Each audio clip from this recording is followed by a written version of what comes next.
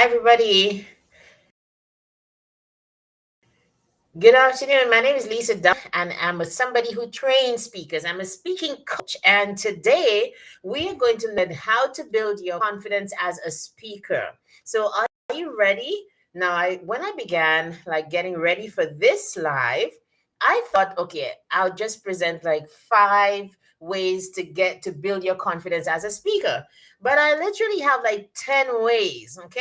So let's see in the next 30 minutes whether I can get through all of those 10 ways to build your confidence as a speaker. Let's set the stage a little bit. Like, why am I qualified to speak to you? I hope you think I'm confident as I speak. I love speaking. I love speaking about speaking. And when I get on stage to speak, I speak about a couple things about confidence. I speak about entrepreneurship, which I am passionate about being one myself. And I love also coaching people. So I've been speaking for about 20 something years, honestly. And the last couple years, in different ways, I've begun to take it very seriously.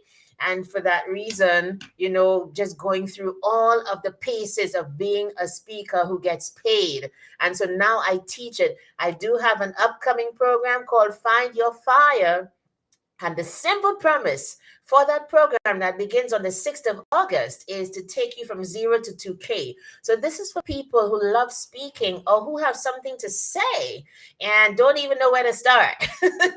I've got a simple 5-step process that I'm teaching in 6 months so that by the end of the 6 months, you would have been making 2,000, you would have made $2,000. That is the simple premise of the program. So, if you want to find out more about that program, you can DM me after this, or you can just set up. I think we do have, do we have that? Yeah, I think we do have the link to, if you want to set up a consultation, you can do that right here. I just put it in on both YouTube if you're watching there. And I also put it in on LinkedIn. Okay, let's get started. Now, I have 10 tips on how to build your confidence as a speaker. These work, they work for my students, they work for me as well. I've been running a program called Speak with Confidence since 2021. That it feels so good to be able to say that, like since 2021, I've been running this program called Speak with Confidence that teaches professionals and entrepreneurs how to step out and to speak with confidence and authenticity. In my world, the two things go together, right? The two things definitely go together in my world. And so, okay, hang on. Let me just make sure this goes through. Okay, I put in the link on LinkedIn as well. You can find it there. So here's the thing, you guys. If you want to build your confidence as a speaker, and I'm speaking today to two sets of people. In my world, I've discovered that there are two kinds of speakers. Are you ready for them? There are those people who come into my program like Speak with Confidence, the professionals. They are not interested in being paid speakers. These people are climbing the corporate ladder and need to know how to leverage communication to get ahead. And it's very possible to do that. They recognize that communication has been keeping them away. I was just recently coaching somebody in the medical field. And she was saying to me that, one of the things for her, she hates doing presentations. And it's one of the ways that she needs to get ahead in her career because she is now specialized and has to be giving those presentations apart from also doing her practice. And she said to me, she can just hardly wait to come off this stage, to come off whatever she's doing. It's unpleasant for her. She doesn't know why everybody's looking at her. She'd prefer not to do it. A lot of professionals feel that way. I just simply want to be left alone to get the work done, not realizing that part of the way that you get ahead as a professional is to take and to leverage the art and the science of communication. That's key. So, tip number one, and this would be for the professionals. So, I also speak to those people who are in programs like Find Your Fire, who have the gift of the gab, who, as I say, I'm from the Caribbean, I'm from St. Lucia. And in the Caribbean, there's a phrase we use, words for days. If you have words for days, you're that person who can keep on talking and talking and talking like I can, and you have something to say, you should be on stage motivating people, persuading them, informing them in whatever capacity, influencing the world with that gift of speaking. So that's the other kind of person who perhaps also needs to be listening to this today. So I need you to just tag somebody, share the live. Please like it wherever you're watching. Please like, please share, please subscribe to my YouTube channel if you are on YouTube. So here's tip number one. Are you ready? So from this day forward, if you want to build your confidence as a speaker, you're going to take every opportunity that comes your way to speak. I know I'm jumping right in the fire. And I know that your default mode is to shy away from every speaking opportunity. In my private practice, coaching speakers, I coach executives one on one in my All the World's a Stage program.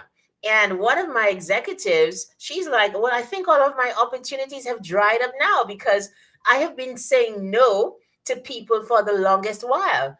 So she's like, what do I do? I said, okay, so you're not going to go back knocking on those doors as a CEO and be like, oh, I'm ready to speak. No. Here's what you're going to do. You're going to just in your head declare that you are ready to speak and watch that thinking is going to attract the next opportunity to speak. When that opportunity comes, make sure you willingly and you enthusiastically say yes. And how you approach and handle that opportunity is going to tell other people looking on that you are ready to get more speaking opportunities and watch them come to the fore. That's exactly what's going to happen. Okay, so tip number one is take every opportunity to speak. Don't shy away from them. You part of speaking confidently is building the muscle of speaking. You should have seen my very first live. It was on Facebook. It was in 2020, the year of you know what. And I was nervous as I don't even know. I had just come from a long run outside and I knew that I wanted to go live. And so I took my phone, I went into the backyard, and I went live from there with a message about radical obedience gives radical results or something like that. Oh my goodness. But I was sweating and I was very nervous. But I've done so many lives ever since that first one that I'm no longer nervous to go live. I actually look forward to it. What am I saying? The reason that I'm saying to you, tip number one is to take every moment to practice and to take every opportunity to speak, is because speaking is a muscle. It's this confidence thing where speaking is concerned, it's a muscle. The more you do it, is the more you're going to do it better, especially with some of the subsequent tips that I'm going to share with you today. So that's it, number one. Number two, pardon me. Okay, if you have to speak, you need to understand that it's not about you. There is a thirsty person who needs to hear what you have to say. Of the 65 or maybe 70 something people who have graduated from my program, Speak with Confidence, over the years from 2021 to now, and even in my private program and coming up in Find Your Fire, the one thing, like this is like my philosophy, my original philosophy that keeps me showing up, that keeps me, even if I don't have an audience, I'm still going to have the enthusiasm because I understand this is asynchronous learning. People are going to watch this later and they're going to be blessed by it. They're going to find value in it. So I need to cater for these people by now believing that there's a thirsty person, a person who needs what I have to say. So for example, I can well imagine that somebody, pardon me, is about to go do a presentation and just clicked on my live. And that person is going to hear me say, step out on that stage. There's somebody who needs to hear what you have to say. And that person is going to step out with the confidence that they have. And so I must approach every speaking opportunity understanding that there's a thirsty person who needs to hear what I have to say. That mindset, it puts you in mission mode. It takes you out of your own head and thinking about how you look and who you are, etc. And it gets you on the path to let me help that person who needs what I have to say. So speak to thirsty. Any Speak with Confidence graduate is going to tell you that. Okay.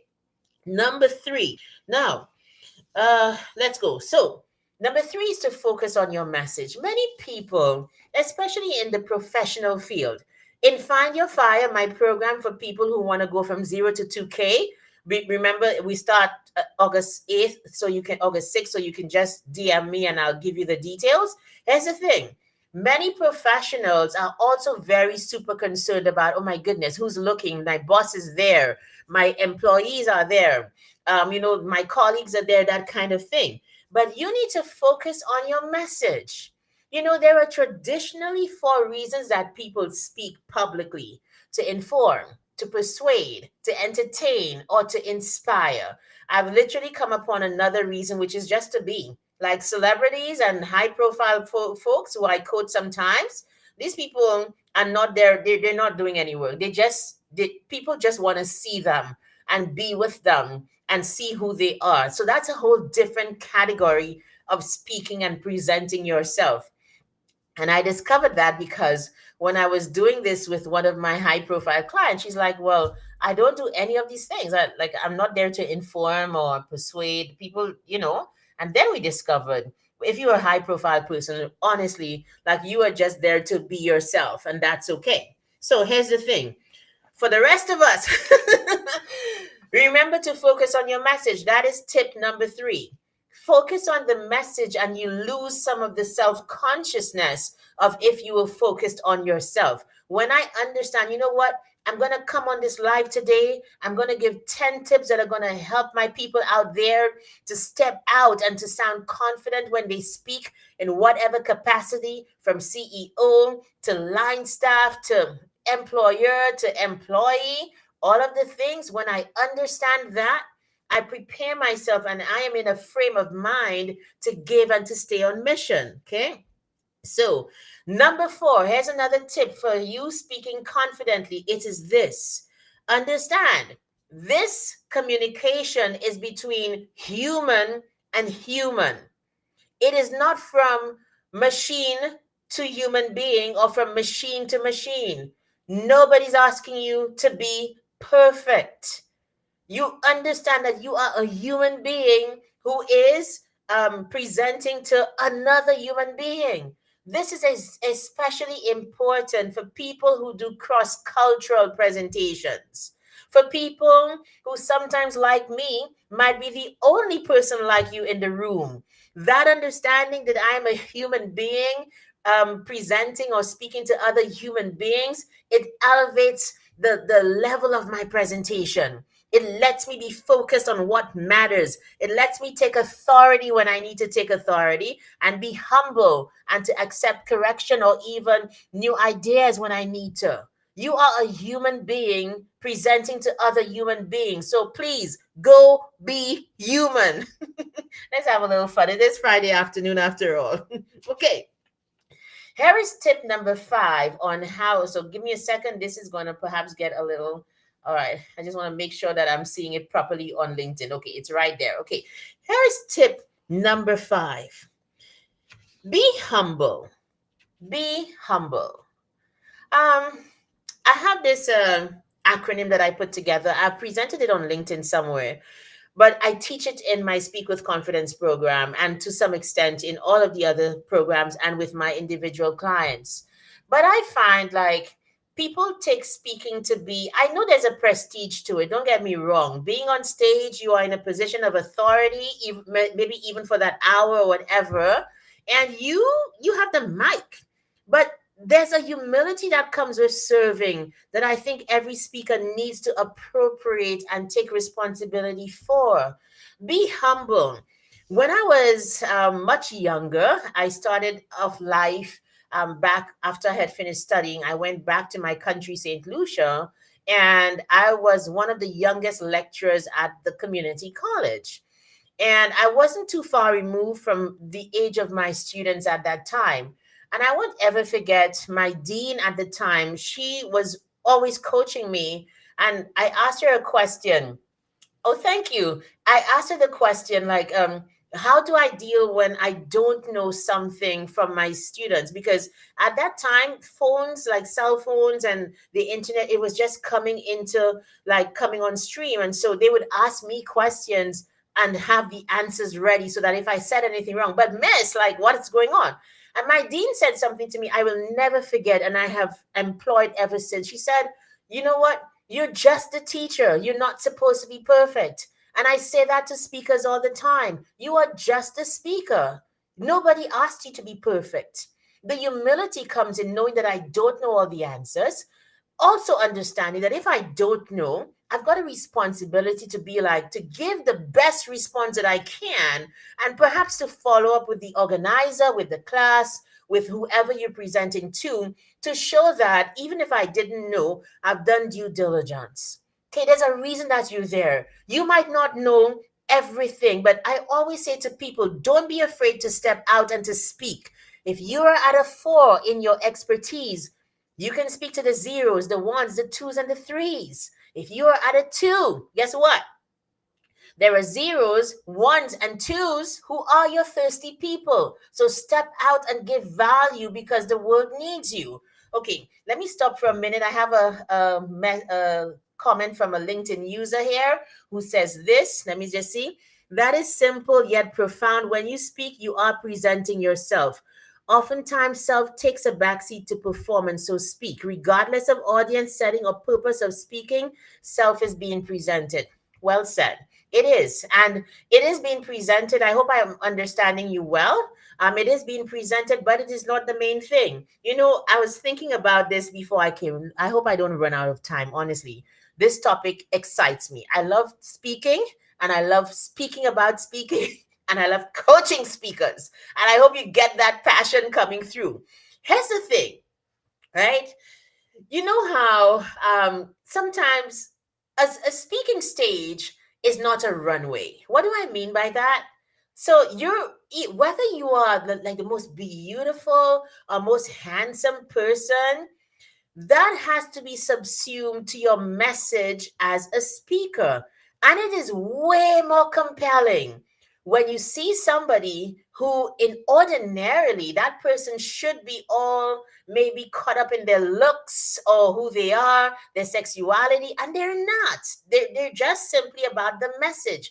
I find that way more sexy, way sexier, way more attractive than the person who's like, look at me, I'm beautiful, look at me. Like, I have this client, he is 6'4". He's broad. Like, this guy is what we call a modern day hunk. He's not about that though. He's about his message. He's about showing up in his power as a man, as a speaker, as a professional. And like he's just dead to that part of him when he's on stage. Of course, it also helps that he's married or whatever. So he's that kind of guy, like a one woman kind of guy. But it's very compelling to see somebody who has those physical assets and is not presenting with that first. And I feel like part of what I want to do in my speaking journey and coaching as a speaker is to create that army of speakers who are just so consumed with the message that everything else gets like takes second place for them, including who they are.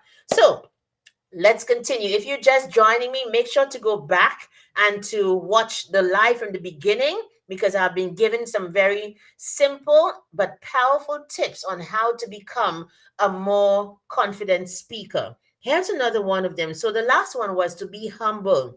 Okay. The next one is practice makes no, sorry, that's hi Camille. Oh yes, Camille says that humility always helps with connection. Absolutely it does. Okay, here's another one. It's kind of related to what we said before. You don't need to be perfect. Do you know how many people are sitting on their message, are sitting on gold, are sitting on solutions for people because they are waiting for a day when everything aligns? Step out before you are ready. This week, I posted something from Stephen Bartlett. He just became, or he was named to the Times 100 list of top digital influential creators. I perhaps got that part wrong. But the fact is that this guy has been doing podcasting for a number of years. He has perfected it, moved on to other things. Now he's left the UK. He's now living in California, doing bigger things. And here's what he said in his post, to commemorate this big honor. He said, "I've just gotten accustomed to practice in public." I think that's what he said. Like, I've just gotten accustomed to practicing in public. As in, when I first put on the camera and when I first was at the mic, I was not perfect. I'm far from it. But I started somewhere. So many people are waiting to have all the answers before they step out. Do what is in your like purview, in your power to do. Do that well. Do that well. And when somebody, you don't have to be perfect. Many people don't want to step up and to speak because they don't like how they sound. They don't what they're wearing. They don't like how. Are you waiting to get a nose job before you step out and help somebody? My goodness. No. Let's step up. Let's make our voices be heard. The way that you get more confident as a speaker is to understand that you don't need to be perfect. You just need to start speaking wherever you are as the professional or the person who has a passion and a fire and wants to influence people. I hope this is very helpful for you today.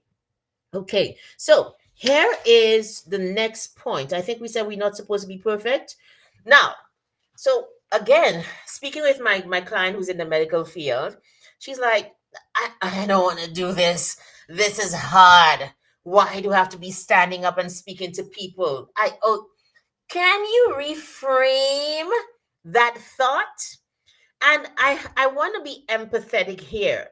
I know what's easy for some people might be hard for others. I'm not negating that. But do you know that the more you say something is hard, is the harder it becomes?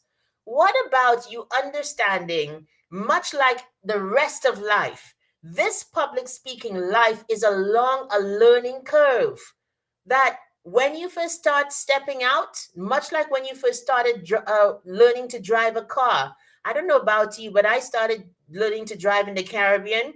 And like how you knew you were like going through was sweaty armpits, okay? Sweaty pants.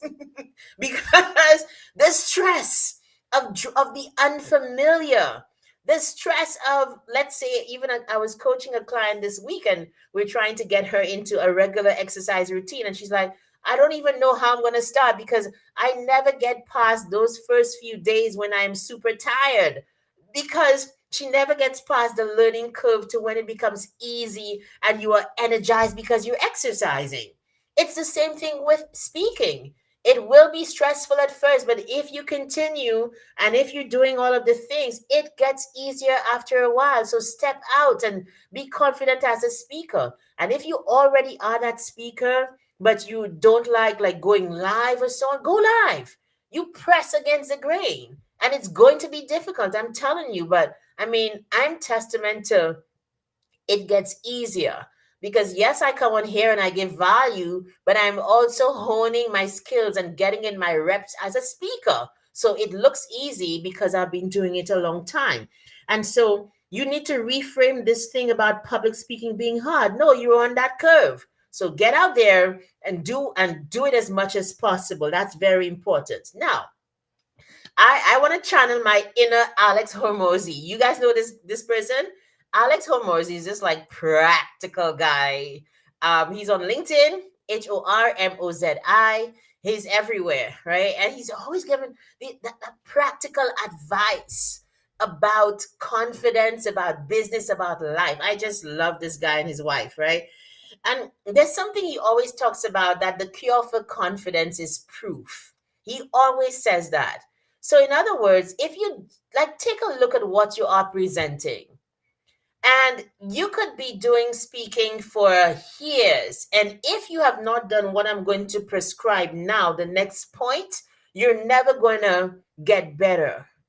There must be evaluation. Like the upgrade to that thought about the 100, the 1,000, 10,000 hours. And then I think it was in Deep Work, Cal Newport came out and he said, it's not just 10,000 hours. It must be 10,000 hours where there's evaluation and regrouping to come back better in the next hour. That is how you're going to grow.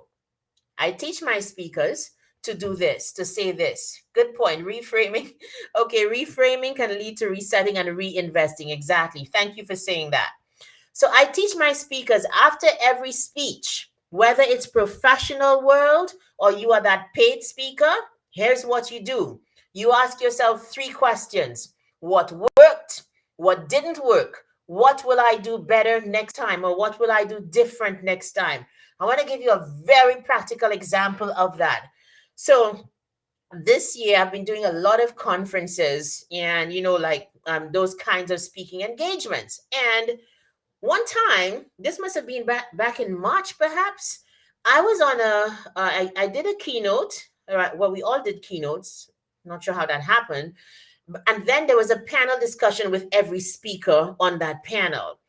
And I was not familiar with all the other speakers on the panel with me. So here I am sitting on this panel, and then one of the other panelists says something, and I want to come back and give her flowers, but I forgot her name. Worse yet, then I'm like on stage, oh, I'm so sorry, I forgot your name. Ouch. And I could see that she was offended because she expected to be known, right? Speakers have a little ego. We all do. And I was like, oh my goodness. So in my evaluation, I said to myself, no, if you're going to go up on a panel with people, you need to know who they are. And there's a simple way to do that in a conference.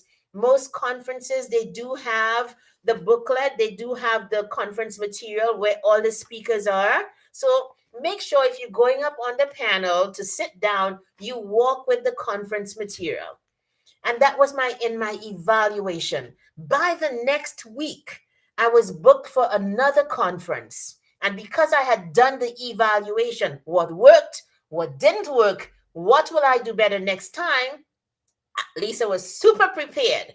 Got up on that panel with the other panelists, and I had my conference booklet. And so while they spoke, I just kind of dipped because I didn't know these people before, but I sure got their names right. And that conference, that panel went better than the one before. And so if you are that speaker who's getting nervous and like, I don't find I'm doing it well, do the evaluation after every speech. Because if you go back to my point number one and you take it to heart, you will be taking every speaking engagement that comes your way. You'll be, hi, I'm going to do it. Yes, I'm going to speak at the staff meeting. Yes, I'll present this. Yes, I'll do that. And after every speaking engagement, you can do two things.